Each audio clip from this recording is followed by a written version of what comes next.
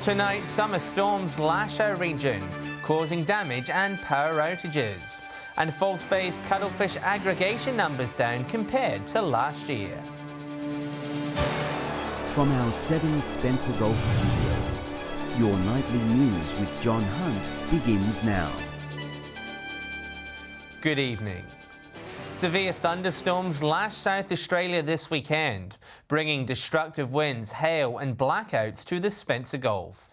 The turbulent weather resulting in more than 120 calls to the State Emergency Service. A wet and windy weekend for our region.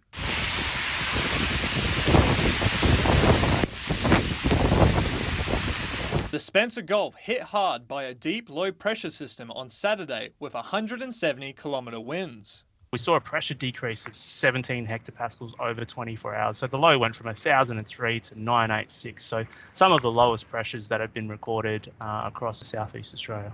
The worst of the thunderstorms developing around Whyalla before tracking across the state's mid-north and into the Riverland. Port Augusta recording more than 23 millimetres of rain, with roughly 15 of that falling in less than 15 minutes. The storm leaving a trail of damage through the region. Hailstones falling in Whyalla and Crystal Brook, and blackouts felt in both Port Augusta and Port Pirie. Power lines falling on Port Augusta's Flinders Street, cutting electricity to retailers and traffic lights at the Augusta Highway intersection. Emergency services responding to clean up debris with a surge in calls for help reported. And we can expect similar weather over the coming weeks. We are in the midst of storm season in Australia, and it has been quite active over the past few weeks. So we're looking at an onset of a new storm outbreak next week, bringing some hotter and more humid conditions. Edward McCarroll, 7 Spencer Gulf News. And across the border, keeping the car clean has become a time-consuming task in Broken Hill. The Silver City hit with its second dust storm in less than a fortnight, arriving around 5 p.m. on Saturday. A familiar orange glow enveloping Argent Street as 40-kilometre-an-hour winds pass through.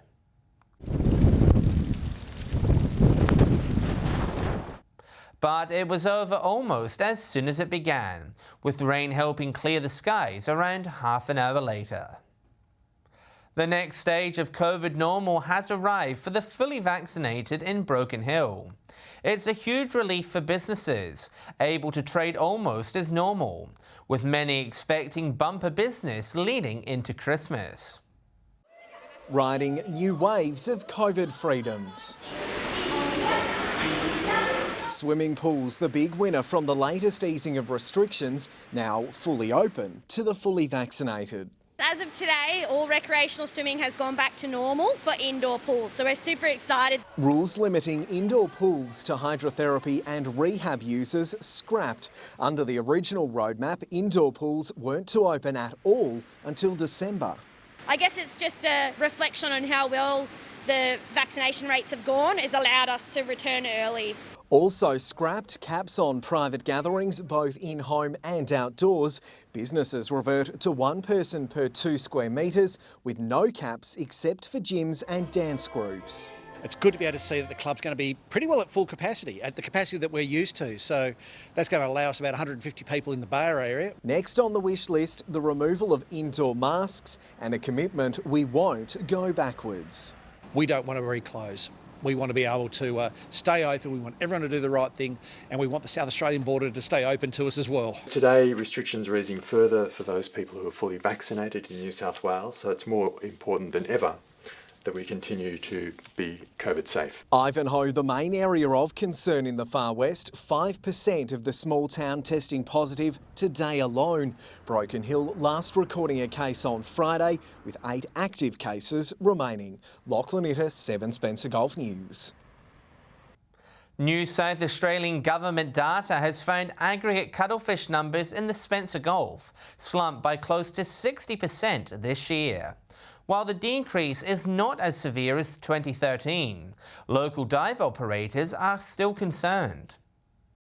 A major decrease in population after a record high. In an annual scientific count, the numbers of the giant Australian cuttlefish recorded in breeding grounds near Point Lowly dropped to 107,000 animals.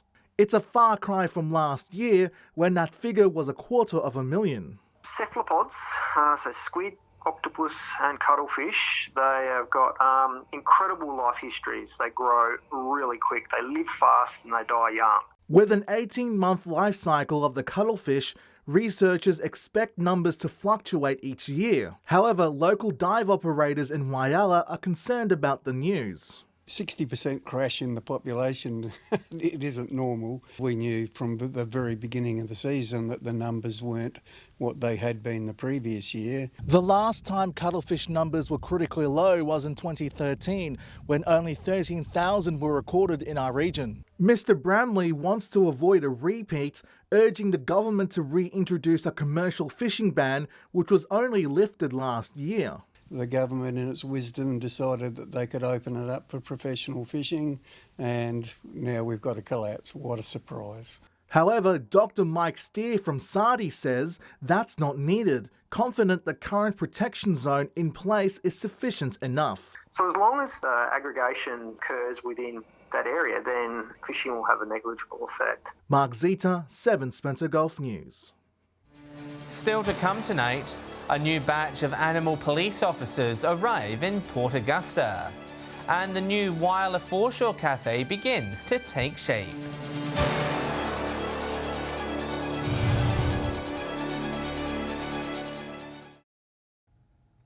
Welcome back.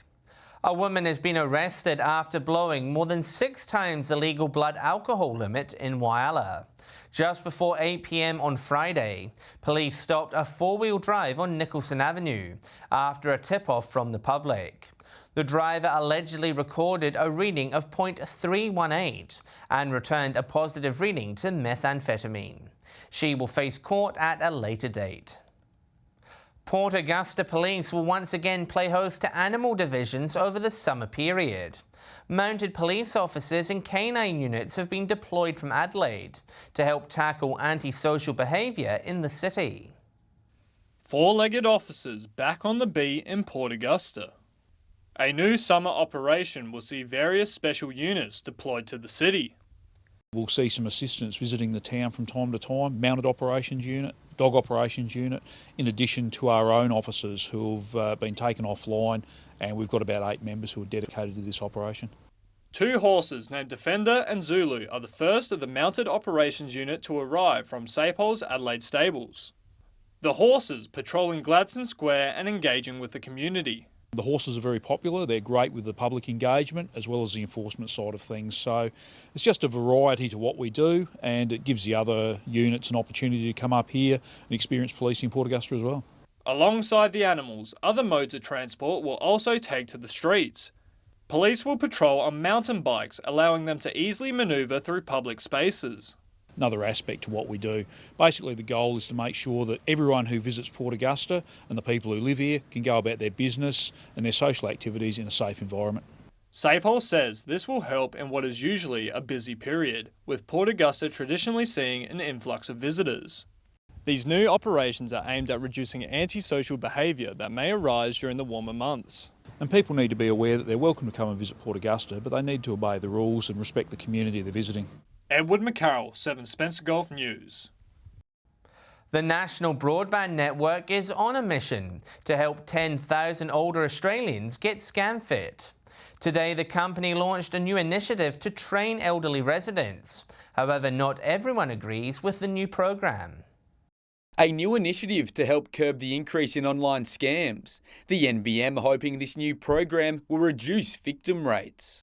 The program will provide education on how to avoid scams, also provide scam fit workouts to help educate local seniors on how to stay safe.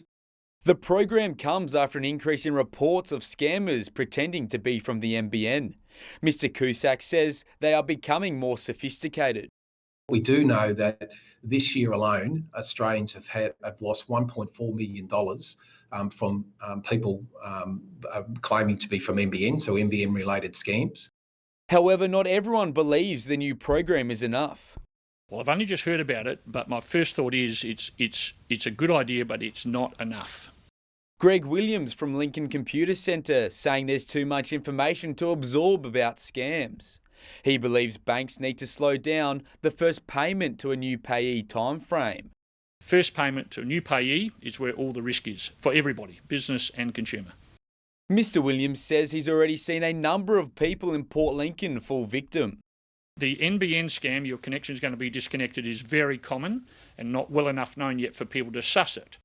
And if you receive one of these calls, remember, NBN will never ask for your personal details. We will never ask to get access to your computer. We will never ask for your banking details, and we won't ask to remotely access your computer. Dylan Smith, 7 Spencer Gulf News. Despite a high demand for tradespeople, plans are underway to relaunch Whyala's Foreshore Cafe in time for this summer. City Council working with the new operators to devise a long-term plan for the popular eatery. It's a new beginning for a much-loved foreshore establishment. Work is underway to renovate the old beach cafe, transforming it into the new home for Smoky Uppercuts. However, due to a high demand in the construction industry, the cafe is resorting to Plan B for this summer. We've found a sort of a measure to get this place going at a reduced capacity, so we can still offer somewhere for people to sit down and enjoy meals and drinks outside of the weather and the wind. Despite the setback, the owner of Smoky Uppercuts says they're glad to be operating in some form. For the time being, their food truck will be based beside the building, with meals and drinks to be served inside, protecting guests from the elements. We came to realise that pretty quick, and we've been chatting to council about how we can sort of get something happening, and this is what we've come up with. The current works helping to ensure the ageing structure meets food, health, safety and building code requirements. The Whyalla City Council says a longer-term plan for the cafe will be developed in consultation with the new operators. We appreciate the community's patience. We know it's been a long time coming, but like our community, we're very keen to have the doors open and coffee being served. Mark Zeta, 7 Spencer Gulf News. Stay with us. Port Lincoln recognised at the Tourism Industry Council Awards, and Broken Hill Cricket returns after a COVID-induced delayed start to the season.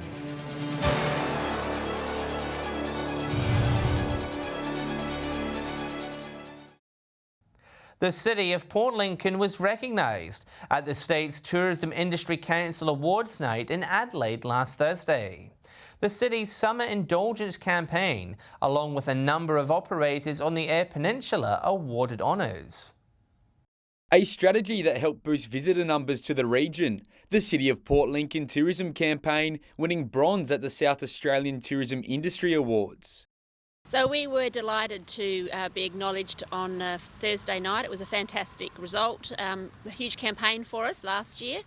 The Summer Indulgence Campaign tasked at enticing South Aussies to visit the Lower Eyre Peninsula region. The Council's Tourism Development Officer thanking locals for their support. But I also know from the comments and the likes and shares that we got through the campaign and the paid advertisements that it resonated with the marketplace and got people thinking and coming to Port Lincoln and Southern Eyre Peninsula. Ms Blacker says a lot of thought and careful planning went into the campaign. It was a huge amount of work, probably more than I anticipated when I started. Lots of very early morning starts. The tourism officer confident of a busy summer ahead for the region. Created some fantastic word of mouth experiences for people. They've come here, they've had a great time, they've gone back and told their friends and family. So if that has no reason not to continue. Blue Seas Motel and Sage at Streaky Bay also winning bronze awards, while EP Cruises and Palubi Sea were recognised, taking home silver in their categories. Dylan Smith, 7 Spencer Gulf News. A Broken Hill woman has ended a remarkable journey, raising awareness around mental health. Margaret Symes arriving in the town square on Saturday morning, having spent 2 weeks walking from Tibooburra to Broken Hill, a distance of more than 330 kilometres. Through lots of sunburn, blistering, peeling. Then we had the occasional ego attack. A cow didn't like me. her incredible efforts raising around $15,000 for the RFDS Wellbeing Place. Turning to sport now, and it started later than expected, with only the fully vaccinated allowed to take to the pitch. But the cricket season has finally begun in Broken Hill. Here's Lachlan Netter with a wrap of the weekend's action. The weekend weather forecast made for grim reading. Indeed, Sunday's game between Central and West was called off, but the weather was perfect on Saturday for the season opener, which went off without a hitch. North taking to the pitch, aiming for their 5th straight premiership. South the first team to stand in their way, but it took just 2 seconds for the Bulldogs to assert dominance. Paul Nicholas out for a golden duck off the first ball of the season. Cy Bart opening his side's account, sneaking in 2 runs, but his luck ended 2 balls later. South's 2 for 2 at the end of the first over. Matthew Gray and Caleb Philp did the heavy lifting for their side with a combined 25 runs, but North's fielding proved too good. South all out for 57 off 18 overs, another 3 ducks along the way. North chasing their total in just 13 overs, losing just a single batsman in the process. Scott Rogers, the top scorer with 21 under his belt. Tobias Hack smashing the only 6 of the match. Around the grounds now, and it was a weekend hampered by rain. Port Germain were 2 for 57 when their game against Wandera was called off. In the Port Augusta League, the match between South and West was also abandoned. Up the road, Quorn had no trouble matching Central's 30 runs, doing so without losing a single wicket. Midday storms saw both games in Whyalla called off as well. They'll of course be listed as draws. Play did go ahead in Port Lincoln, Tasman batting first in their game, ending their innings 7 for 154. Bodie Fowler responsible for 40 of those runs. In reply, Southern Air were all out for 85 after 35 overs. Charlton scored 149 runs, securing a win against Todd Rivers' total of 88. It's great to have local cricket back here in Broken Hill. We'll have a wrap of the rest of the weekend sport tomorrow night. Stay with us after the break. Community groups in Cummins receive a funding boost from a local bank. And we'll have the weather details with Alex Sykes.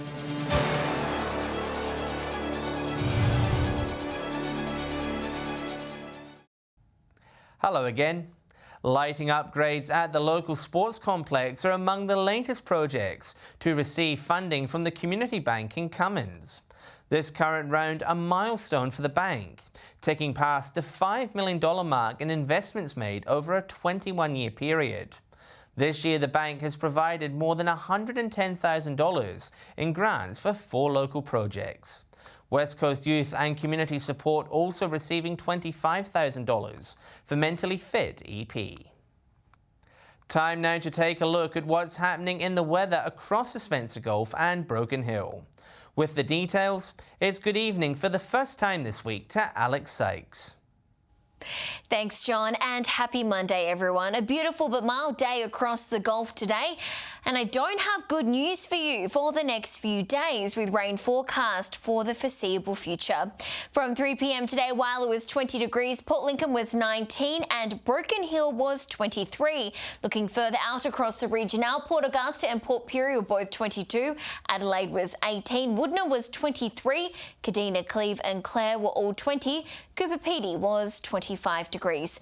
Taking a look at the satellite image now, patchy cloud in the south with lingering moisture is causing virtually no rain. Thick cloud in the north with a moisture-laden trough is resulting in a few showers.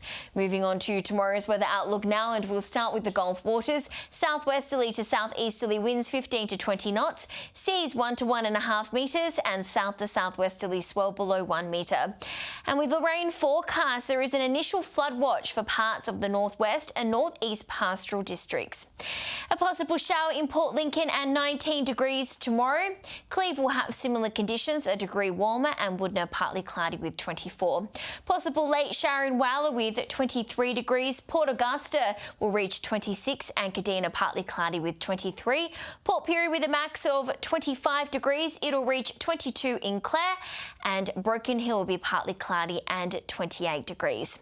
Taking a look further through the week now, showers around on Wednesday. Port Augusta 24, Woodner and Kadina both to reach 23. Possible shower in Port Lincoln 19. Cooling down on Thursday with those showers to continue. 21 degrees in Port Augusta, Cooper Pedy and Broken Hill. Port Pirie and Wowler 19 degrees. A shower or two in Port Lincoln with a max of 17. Partly cloudy in Cooper Pedy on Friday. A shower or two across the rest of the region. So keep the rain jacket and umbrella handy this week, John. The rains are here. And that's all the weather from me for tonight. See you soon with an update. It's back to you. Thanks for that, Alex. And that's the local news this Monday evening. Thanks for joining us. I'll have updates later, and we will return tomorrow night at 7 p.m. Until then, on behalf of the team, enjoy your evening. Good night.